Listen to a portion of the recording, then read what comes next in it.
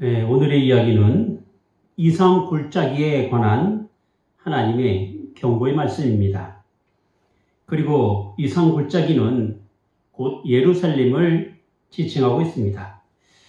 따라서 22장에 나와 있는 내용은 예루살렘을 향한 하나님의 심판을 말씀하고 있는데, 특히 예루살렘을 수도로 두고 있는 남유다를 향한 하나님의 경고라 말할 수 있을 것입니다.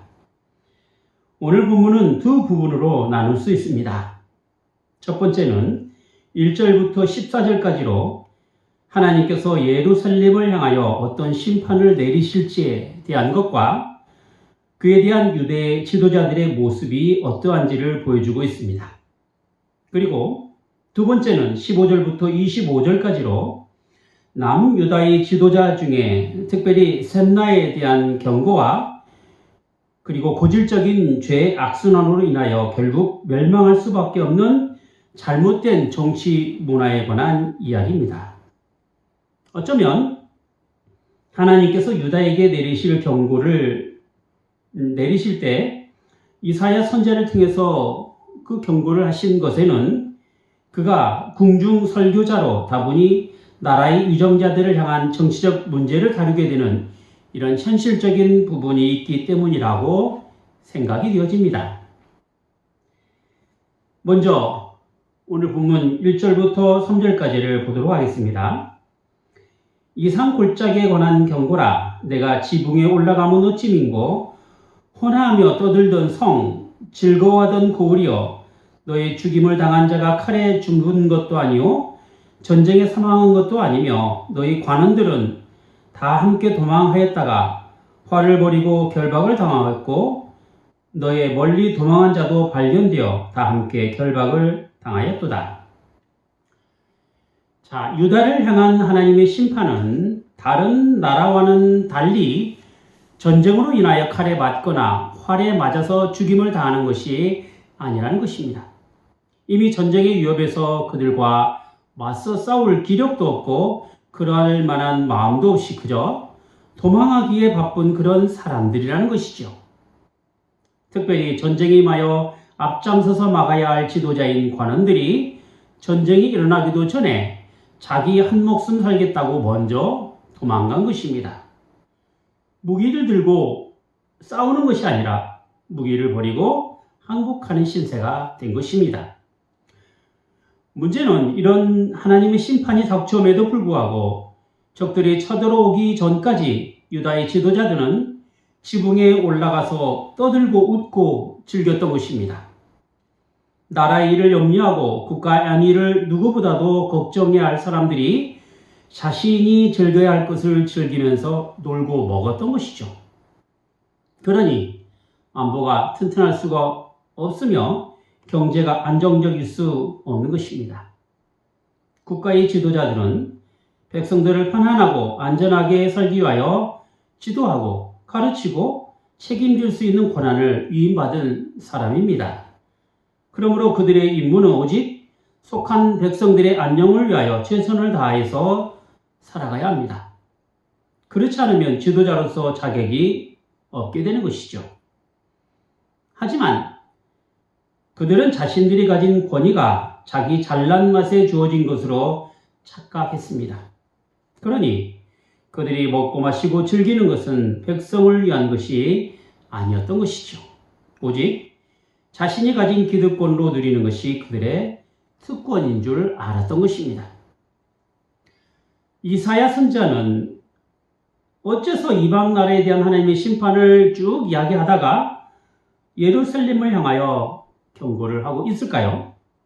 그것은 남유다가 가지고 있는 정치적 상황이 결코 이방 나라와 무관하지 않다라는 것과 하나님의 심판이라는 것이 비록 택한 백성이라 할지라도 여지없이 내리신다는 분명한 사실을 알게 하기 위함이었던 것입니다. 기원전 721년 유다왕 히스기야 6년에 아수르는 북이스라엘을 침략하여 멸망시킵니다. 그리고 기원전 701년에 아수르는 계속해서 남유다를 쳐들어옵니다. 하지만 남유다는 아수르의 그런 침략에도 살아남았습니다. 더구나 남유다를 침략했던 아수르는 바벨론에 의하여 멸망하게 됩니다. 이런 상황에서 남유다는 아수르의 침략 실패와 그들의 멸망이 유다를 지키시는 하나님의 은혜로 생각하게 된 것입니다.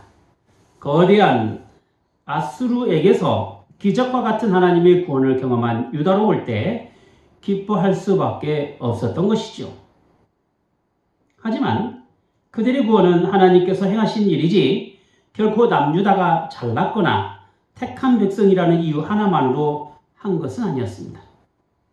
남유다가 경험한 구원은 마냥 기쁨에 취해서 흥청망청 즐기기 위함이 아니었습니다.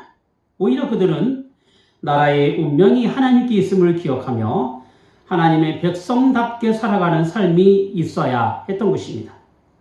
이것은 이스라엘이 과거에 겪었던 출애굽의 역사나 가나안을 정복하면서 전쟁이 하나님께 속한 것이나 또 사사들의 행적을 보면 알 수가 있는 것이죠.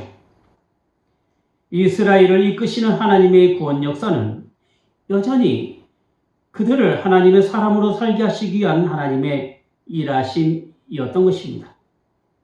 문제는 오늘 본문에 있는 것처럼 하나님의 구원을 경험한 이스라엘의 모습은 전혀 하나님 백성처럼 살지 않았다라는 것에 있었습니다. 자기 잘난 맛에 살고 자기 즐거움에 빠졌던 것입니다. 그러니 전쟁이 코앞에 닥치고서야 부랴부랴 도망가기에 바빴고 결국 포로로 끌려가게 되었던 것입니다. 하나님께서는 구원의 하나님이시지만 동시에 심판의 하나님도 되십니다. 이것은 이방 민족뿐만 아니라 택한 백성인 이스라엘을 향하여서도 마찬가지가 되는 것이죠. 구원을 경험한 이스라엘이 구원받은 백성다운 삶을 살지 않게 된다면 결국 하나님의 심판이 임한다라는 사실을 알아야 하는데 어리석게도 그들은 나라의 안전과 평안만을 생각했던 것입니다. 남유다가 가진 알량한 자존심은 아수르와의 전쟁에서 무사했던 그들의 성공담에 있었습니다.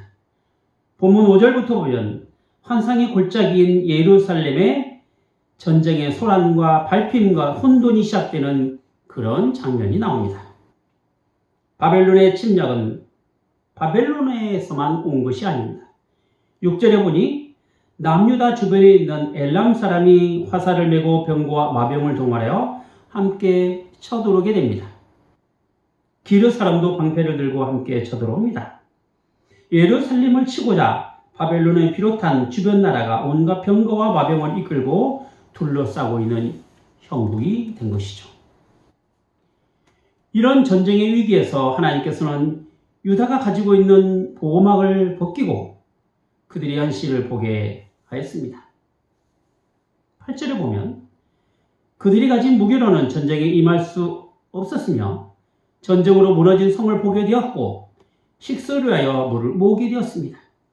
또 10절에 보면 무너진 가옥과 성벽을 헐고 다시 튼튼히 세워야 했고 11절에 보면 두 성벽 사이에 저수지를 만들어야 했습니다. 이토록 그들이 치른 전쟁의 흔적은 재앙이었고 망가짐이었습니다. 하지만 유다는 여전히 이런 재앙을 행하신 하나님을 의지하지 않았고 하나님께서 이뤄가실 일에 대하여 존중하지 않았습니다. 대신 무너진 성을 다시 세우고 물을 다시 모으고 저수지를 만드는 것으로 만족하면서 내일 죽을지도 모르는 인생이니 오늘 먹고 마시자 이렇게 한 것입니다. 13절 보시죠. 너희가 기뻐하며 즐거워하여 소를 잡고 양을 죽여 고기를 먹고 포도주를 마시면서 내일 죽으리니 먹고 마시자 하도다. 무릇 전쟁에 대처해야 하는 자세는 무기를 점검하고 방어 태세를 갖추는 것에 있습니다. 지금 유다가 다가올 전쟁을 위하여 무기를 점검하고 무너진 성을 세우고 물을 모으는 것이 잘못된 것은 분명 아닙니다. 하지만 이러한 그들의 행위는 죽을 각오로 전쟁에 임하는 태도가 아닙니다. 설령 죽을 각오로 전쟁에 임한다고 하더라도 유다가 기억해야 할 것이 따로 있습니다. 그것은 나라의 불행과 안녕이 과연 누구에게선 오는지를 생각해야 한다라는 것이죠. 하늘의 뜻을 분별할 줄 아는 것이 바로 신앙의 지혜로움입니다. 특별히 유다 나라는 나라가 어려울수록 이런 하나님의 뜻을 더욱 분명히 알아야 하고 찾아야 했던 것입니다. 하나님께서 전쟁의 직면에 있는 유다를 향하여 어떤 것을 원하고 계셨습니까? 12절 보시죠. 그날의 주 만군의 여호와께서 명하사 통곡하며 애호하며 머리털을 뜯으며 굵은 배를 띠라 하셨거늘 했습니다. 하나님의 심판이 자신들의 잘못으로 인한 것임을 알아 참회하는 심령을 가지라는 것입니다. 불신앙으로 인하여 나타난 하나님의 심판으로부터 우리가 취해야 될 바른 신앙의 자세는 돌이켜 회개하는 시간을 가지는 것입니다. 회개는 죄를 짓기 이전 원래의 자리요, 하나님께서 원하신 자리로 다시 돌아가는 것을 의미합니다. 그래서 우리는 하나님으로부터 멀어져 갈 때 돌이켜 하나님께로 돌아가야 합니다. 이게 회개입니다. 그렇지 않으면 알량한 자존심을 내세워 자기 있는 것으로 자랑하고 자기 잘남으로 살아가게 되는 것입니다. 그것도 아니면 자포자기하는 심정으로 아무렇게나 살아가게 되는 것이죠. 지금 유다가 그렇습니다. 하나님을 의지할 백성이 자기 노력에 대한 잔꾀를 부리고 있었습니다. 그러고 나서 될 때면 되라는 식으로 먹고 즐기고 있었던 것이죠. 하나님께서는 이런 유다를 향하여 이렇게 경고하고 있습니다. 14절 말씀입니다. 만군의 여호와께서 친히 내 귀에 들려 가라사대 진실로 이 죄악은 너희 죽기까지 속하지 못하리라 하셨느니라. 주 만군의 여호와의 말씀이니라. 용서받지 못할 죄는 하나님께 향한 불신앙의 죄입니다. 성령 회방죄라고 말하는 죄가 바로 이것이지요. 마태복음 12장 31절과 32절에 보면 성령 회방죄에 대한 내용이 나옵니다. 읽어보겠습니다. 그러므로 내가 너희에게 이르노니 사람의 모든 죄와 회방은 사하심을 얻되 성령을 회방하는 것은 사하심을 얻지 못하겠고 또 누구든지 말로 인자를 거역하면 사하심을 얻되 누구든지 말로 성령을 거역하면 이 세상과 오는 세상에도 사하심을 얻지 못하리라. 하나님께서 하신 일을 귀신이 한 일이라고 폄훼하는 그런 바리새인들을 향하여 예수님께서 하신 말씀이지요. 이것은 하나님께서 행하신 일이 명백하게 밝혀졌음에도 불구하고 고의적으로 하나님의 일을 방해하며 거부하며 왜곡하는 일입니다. 성령 회방죄는 그런 의미에서 단순한 말의 실수나 의심이 아닙니다. 무지함으로 제대로 된 인식이 없이 하는 말이나 행동도 아닙니다. 매우 고의적이며 지속적으로 반복해서 하나님께 향한 반역의 태도를 보이는 것에 있습니다. 용서받지 못할 성령 회방죄는 하나님을 모르는 사람에게 적용되는 것이 아닙니다. 하나님을 알면서 하나님을 거부하며 하나님의 말씀을 왜곡하기 때문에 자신의 죄와 자신의 잘못에 대한 회개가 결코 일어날 수가 없으며 하나님께로 향한 신앙의 길을 걸어갈 수가 없는 것입니다. 그런 사람은 성령의 깨닫게 하심과 인도하심을 경험할 수 없기 때문에 스스로 성령을 거부하는 사람이 되는 것입니다. 출애굽 역사에 있어서 강팍한 바로 왕이 그런 사람이었으며 이스라엘을 영적 어둠에 빠지게 한 이세벨이 그런 사람이었고 불평과 불만 가운데 살았던 이스라엘이 그랬습니다. 비록 하나님께서 그들을 부르셔서 하나님의 사람으로 살아가도록 해주셨지만 그들 스스로 하나님의 은혜를 거부하는 사람은 불신앙으로 인하여 하나님의 심판의 대상이 될 수밖에 없는 것입니다.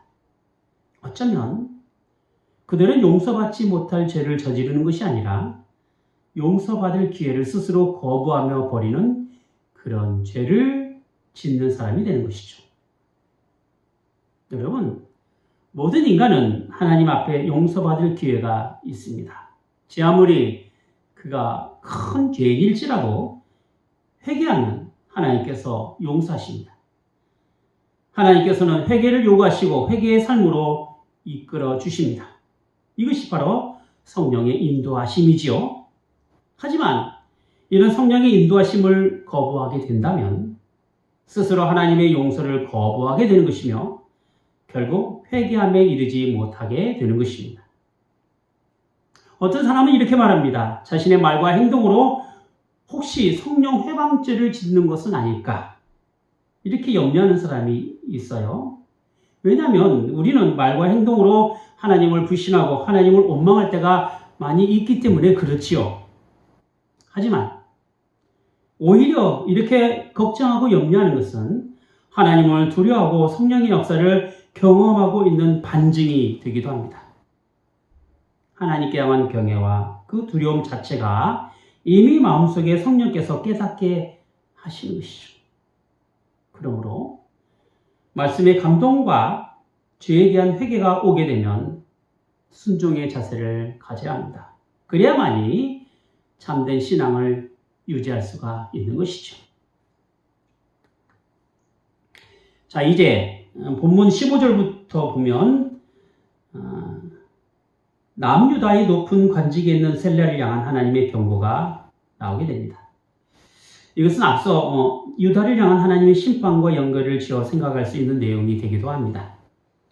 자, 나라가 어려움에 있을 때 모범을 보여야 할 사람 중 한 사람이 바로 위정자, 즉 나라의 지도자들입니다. 그런데 그런 지도자가 사리사욕에 빠져 자신의 안위만 구하고 있는 것입니다. 본문에는 셈나라는 인물을 대표적으로 설명하고 있는데요. 그는 국고를 맡고 궁을 차지하며 권력을 행사한 고위공직자입니다. 문제는 16절에 보니까 자신을 위하여 묘를 만들고 처소를 반석에 세웠습니다. 자신의 권력을 이용하여 자신을 높이는 일에 사용하였고 허영심에 빠져 졸부와 같은 행동을 한 것입니다. 하나님께서는 이사야 선지자를 통하여 그에게 벌을 내리실 것을 명령하게 됩니다. 17절부터 19절까지를 보면 단단히 묶인 채로 던져질 것이고 그곳에서 죽게 되고 관직에서 쫓겨나게 된다라고 표현합니다. 셈나는 애국 출신의 외국인입니다. 그런데 이 외국인이 고위공직자로 중용이 된 것은 남유다가 친애국을 펼쳤던 정치적 배경이 큽니다. 문제는 높은 지위를 이용하여 자기 만족을 했다라는 점이죠. 예나 지금이나 명당 자리에 무덤을 만드는 것이나 묘를 잘 조성하는 것은 후손에게 잘 보이기 위한 자기 자랑에 있습니다. 그런데 권력을 이용하여 이런 자기 자랑을 삼았으니 얼마나 치졸하고 얼마나 역겨운 사람이 되었겠습니까?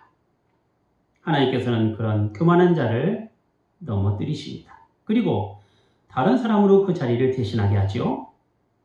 여기 20절에 있는 것처럼 힐기야의 아들 엘리야김을 그 자리에 앉게 하십니다. 그래서 21절에 있는 것처럼 그로 하여금 예루살렘과 유다 가문의 아버지와 같은 존재로 삼게 하시고요. 23절에 있는 것처럼 그에게 권자의 열쇠로 여닫을 수 있게 하셨습니다. 엘리야김에게 허락된 권력은 마치 천막에 세워진 말뚝과 같이 단단하게 세워지도록 하였고 그 덕을 친척과 후손들도 보게 했던 것이죠. 하지만 권력의 끝은 오래가지 않았습니다. 엘리야김도 좋게 끝나지 않았다라는 거죠. 25절에 보니까 그렇게 단단하게 박힌 말뚝도 삭게 되고 결국 부러져 떨어져 버린다라고 했습니다. 정치적 판단력이 흐려지고 사리사욕에 빠지게 되면 각종 부정부패로 인하여 썩어지게 된다라는 것이죠. 이처럼 막강한 권력에는 그 권력에 붙어서 기득권을 유지하려는 사람들로 인하여 고인물처럼 썩기 마련인 것입니다. 그래서 자신에게 주어진 권력이 하나님으로부터 부여받은 그 권력임을 인식하고 국민들을 위하여 봉사하는 자세를 가지고 임하지 않게 된다면 결국 망하게 되는 것입니다. 다윗이 위대한 왕이 될 수 있었던 것은 그가 인생의 주인이 하나님이심을 분명하게 인식하고 그분의 다스림 안에서 나라를 운영해 왔기 때문에 그렇습니다. 남유다가 하나님의 심판을 받는 것도 나라의 주인이 하나님이심을 잊어버리고 살아왔기 때문이고 하나님께 대한 회개의 기회를 놓치고 불신앙의 모습을 가졌기 때문인 것입니다. 나라의 운명은 하나님에게서 옵니다. 그러므로 오직 하나님만이 우리 인생의 주인이 되는 것입니다. 기도하겠습니다.